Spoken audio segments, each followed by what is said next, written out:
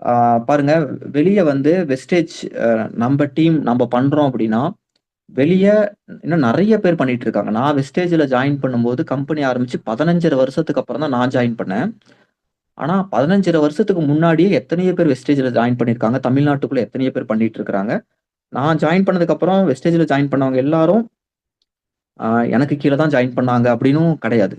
இந்த 4 1/2 வருஷத்துல நான் அந்த 5 வருஷத்துல வேற வேற லீடர்ஸ் எனக்கு முன்னாடி 15 1/2 வருஷத்துக்கு முன்னாடி ஜாயின் பண்ணவங்க அவங்க பண்ணிட்டு இருப்பாங்களா?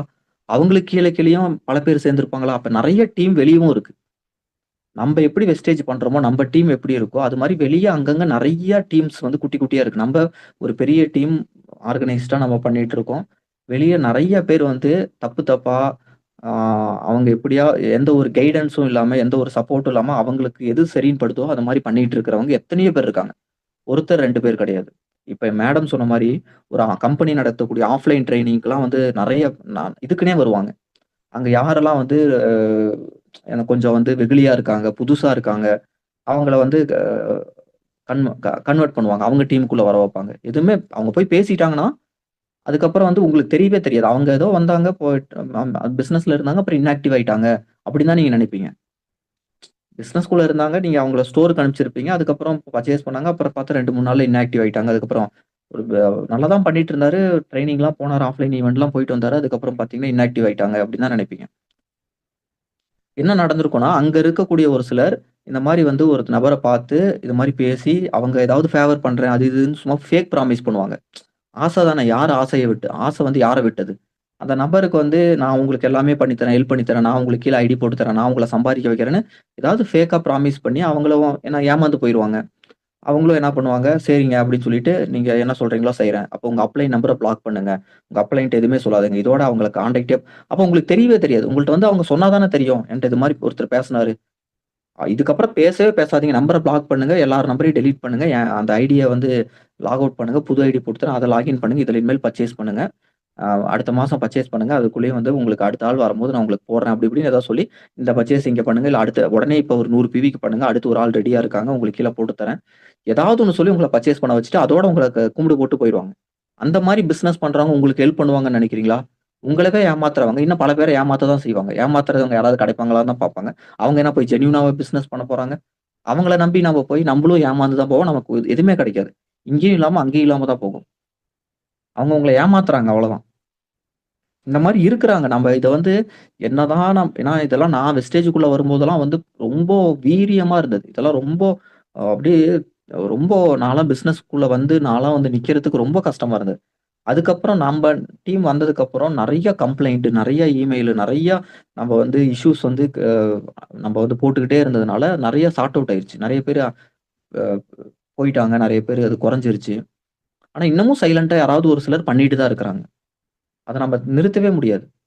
இது கம்பெனி பண்றதில்ல. கம்பெனிக்கு தெரியாம இல்லீகலா வந்து அவங்களோட ஏதோ ஒரு லாபம் ஏதோ ஒண்ணு நெனச்சுக்கிட்டு பண்றாங்க. இது மாரி ஒரு மாசத்துக்கு ஒரு 10 பேரு ஒவ்வொரு ஸ்டோர்லயும் இப்ப சொன்ன மாரி ஒவ்வொரு டிஎல்சிபிலயும் போய் வெளிய நின்னுக்கிட்டாங்கன்னா, அந்த ஸ்டோர் நடத்துறவங்களுக்கு கூட தெரியாது. ஸ்டோருக்குள்ள தான போகணும். அவங்க வெளிய நின்னுட்டு இருப்பாங்க. யாரெல்லாம் உள்ள வராங்கன்னு பார்த்துட்டே இருப்பாங்க. யாராவது வந்து முழிச்சுக்கிட்டு அவங்களுக்கு தெரியும் இல்லையா?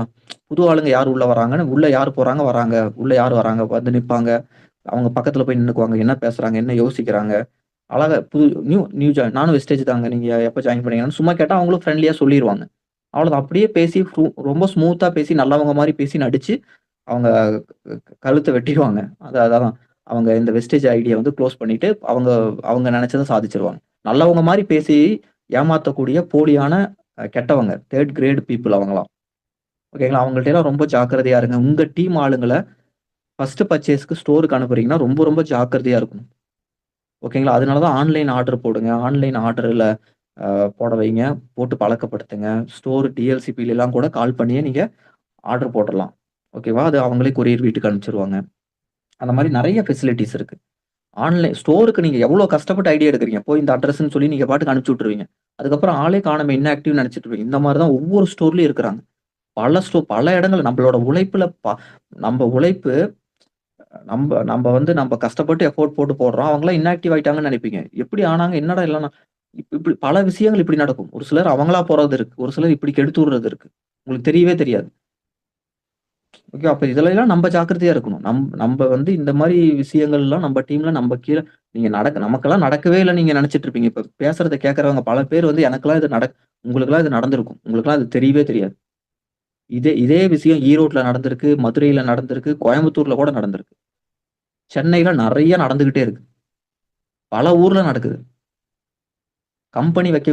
கம்பெனி நடத்தக்கூடிய ஆஃப்லைன் ட்ரெய்னிங்ல இது ஃப்ரீகொன்ட்டா நடக்கும். அதனால தான் கம்பெனி வைக்கக்கூடிய ட்ரெய்னிங்லாம் நான் ப்ரமோட்டே பண்றதில்ல. ஓகேவா? நம்ப போறோமா, நம்ப லீடர்ஸ்லாம் போறாங்களா, நம்ப அத ஃபோக்கஸ் பண்றோமா, நம்ப அங்க இருக்கோமா, மேபி கொஞ்சம் அ அந்த மாரி நடக்க வாய்ப்பில்ல. நம்ப டீம்லயே அதுக்கு நம்பளே வச்சுக்கிறோம் ஆஃப்லைன் ட்ரெய்னிங். நம்ப டீம்க்குள்ள வைக்கும்போது அது எந்த ஒரு பாதிப்பும் இல்ல.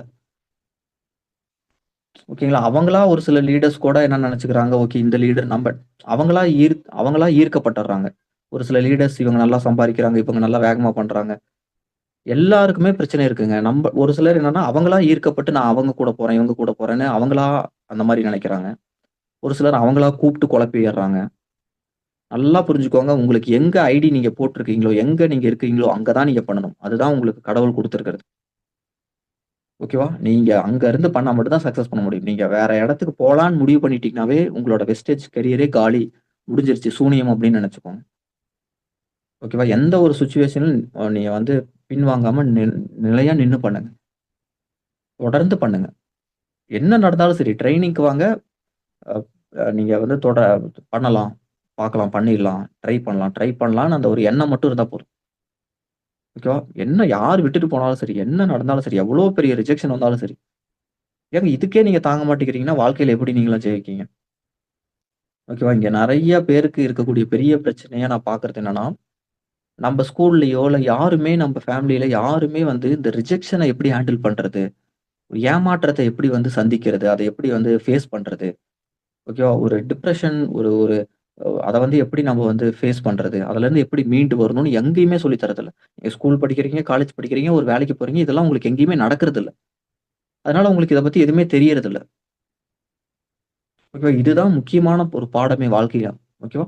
மனி மேனேஜ்மென்ட்டும், இந்த ரிஜெக்ஷன் ஹேண்ட்லிங்கும் நமக்கு லைஃப்ல எங்கேயுமே நமக்கு சொல்லி தர்றதில்ல. அதெல்லாம் வந்து உங்களுக்கு வெஸ்டேஜ்ல உங்களால ஈஸியா அதெல்லாம் கத்துக்க முடியும். இதெல்லாம் நீங்க கத்துக்கிட்டீங்கன்னா, இப்ப இதெல்லாம் உங்களுக்கே தெரியாம நீங்க ஒரு குழந்தைய வளர்க்குறீங்க. நீங்க ஒரு ஆள வந்து வளர்க்குறீங்க. அப்புறம் எப்படி இருப்பாங்க பாருங்க.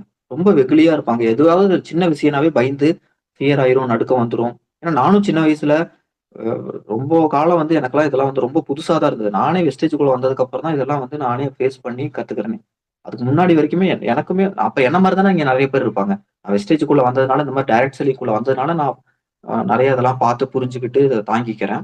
ஆனா இதெல்லாம் உள்ளயே வராம கிராஸே ஆகாம இன்னமும் வாழ்க்கைய வாழ்ந்துட்டு இருக்கிறவங்க எத்தனையோ பேர் இருக்காங்கல்ல. அப்ப அவங்களோட நிலைமைலாம்?